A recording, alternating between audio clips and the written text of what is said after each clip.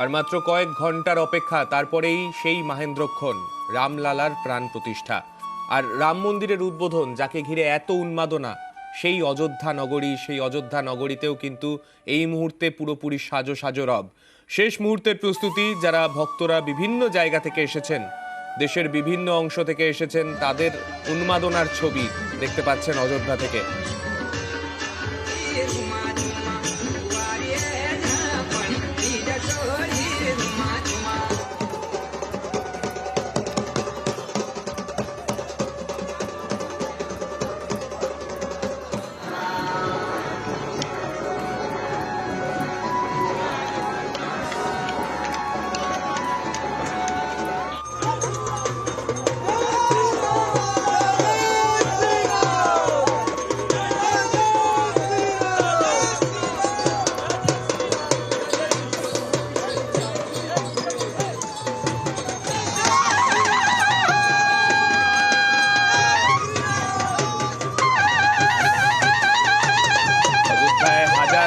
ভক্তের ভিড়, তাদের উন্মাদনা সকাল থেকেই চোখে পড়ছে অযোধ্যা নগরীতে। চলে যাব আমাদের প্রতিনিধি সোমরাজের কাছে। সোমরাজ রয়েছে অযোধ্যা থেকে আমাদের সঙ্গে। সোমরাজ, সেই মাহেন্দ্রক্ষণের আগে যে সাজো সাজো রব গোটা অযোধ্যা জুড়ে রয়েছে, সেই ছবি আমরা দেখতে পাচ্ছি। তুমি যেখানে রয়েছো সেখানেও কি সাধারণ যারা ভক্তরা তারা রয়েছেন?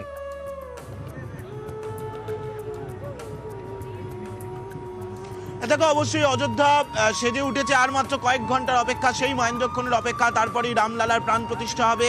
আমি আমার চিত্র সাংবাদিক খোকনকে বলবো, মূলত আমরা রয়েছি এখন রাম মন্দির যাওয়ার যে রাস্তা, আজকেও দেখছি যে অসংখ্য ভক্ত তারা ইতিমধ্যে এসে উপস্থিত হয়েছেন। আর তারা একে একে তাদেরকে কিন্তু আজকে রাস্তা দিয়ে যেতে দেওয়া হচ্ছে না। রাস্তার ধারে যে দুধারে ফুটপাথ, সেই ফুটপাথ দিয়ে তাদেরকে যেতে হচ্ছে। রাম মন্দির পর্যন্ত তারা যেতে পারছেন না। তুমি দেখতে পাচ্ছ যে রাস্তার দুধারে কিন্তু এইভাবেই সাজিয়ে তোলা হয়েছে গাঁদা ফুল, এবং তার সঙ্গে যে তোরণগুলি রয়েছে, তোরণ গাঁদা ফুল দিয়ে সাজিয়ে রাখা হয়েছে। তার সঙ্গে তুমি দেখতে পাচ্ছ যে আলো, অর্থাৎ বিভিন্ন রাস্তা এইভাবেই আলোয় আলোকিত করা। তুমি দেখতে পাচ্ছ যে আলোগুলি লাগানো হয়েছে। এই আলোগুলি কিন্তু চন্দননগরের যারা আলো শিল্পী, যারা চন্দননগর থেকে এসছেন,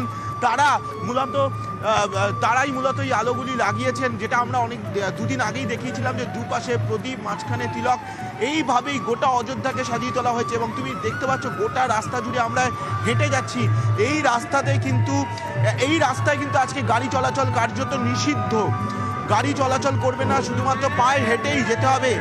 যারা আমজনতা রয়েছেন, যারা সাধু সন্ন্যাসীরা রয়েছেন, তারা আজকে পায়ে হেঁটেই যাতায়াত করবেন। আর রাস্তার দুধারে ধারে আমরা দেখতে পাচ্ছি যে বিভিন্ন রকম অনুষ্ঠানের আয়োজন করা হয়েছে। কোথাও গানের আয়োজন করা হয়েছে, কোথাও নাচের আয়োজন করা হয়েছে। অর্থাৎ যারা আমন্ত্রিত অতিথি রয়েছেন, আমন্ত্রিত অতিথিরা যখন এই রাস্তা দিয়ে হেঁটে যাবেন রাম মন্দিরের দিকে, সেই সময় কিন্তু বিভিন্ন রকম অনুষ্ঠান তারা উপভোগ করতে পারবেন। সব মিলিয়ে কিন্তু গোটা অযোধ্যা এইভাবেই সাজিয়ে তোলা হয়েছে। মোড়ে মোড়ে পুলিশ পিকেটিং করা হয়েছে। তার কারণ আজকে প্রায় 10,000-এরও বেশি সিসিটিভি ক্যামেরা বসানো হয়েছে। এবং শুধু তাই নয়, যেটা আমরা দেখতে পাচ্ছি প্রত্যেকটি রাস্তার মোড়ে মোড়ে পুলিশ পিকেটিং করা হয়েছে। দুপুর 10:30টার পরেই প্রধানমন্ত্রী নরেন্দ্র মোদী এসে পৌঁছাবেন অযোধ্যায়, এবং অযোধ্যা বিমানবন্দরে এসে পৌঁছাবেন। তারপরেই তিনি সরাসরি অযোধ্যার যে হেলিপ্যাড, রাম মন্দিরের যে হেলিপ্যাড, সেই রাম মন্দিরের হেলিপ্যাডে তিনি পৌঁছে যাবেন। বাকি যারা অতিথিরা, সেই অতিথিরা কিন্তু এই রাস্তা দিয়েই হেঁটে যাবেন। ইতিমধ্যে আমরা দেখতে পাচ্ছি বহু সাধু সন্ন্যাসী, সাধারণ মানুষ তারা এসে পৌঁছেছেন, যদিও তারা আজকে রাম মন্দির পর্যন্ত যেতে পারছেন না। আর তোমাকে যে বলছিলাম অনুষ্ঠানের আয়োজন করা হয়েছে, তোমাকে দেখাবো অনুষ্ঠানের এক ঝলক। বিভিন্ন রকম অনুষ্ঠানের আয়োজন করা হয়েছে। উত্তরপ্রদেশের যে বিভিন্ন যে লোকাল গ্রুপ, তাদেরকে নিয়ে আসা হয়েছে। তুমি